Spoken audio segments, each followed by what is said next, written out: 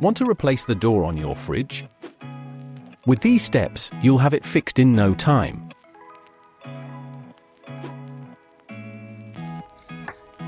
What you need: a socket wrench, a screwdriver, and a new door.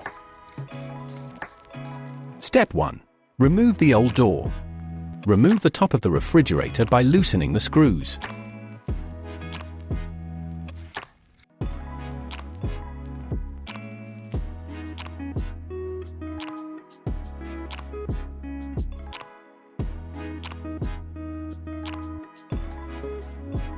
Unscrew the top hinge and lift out the old door.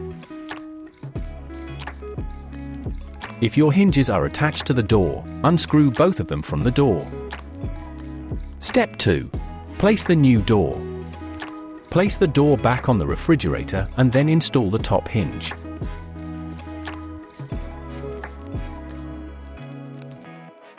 Attach the top and tighten the screw securely. If the hinges are attached to the door, mount them to the door first and then put it back together.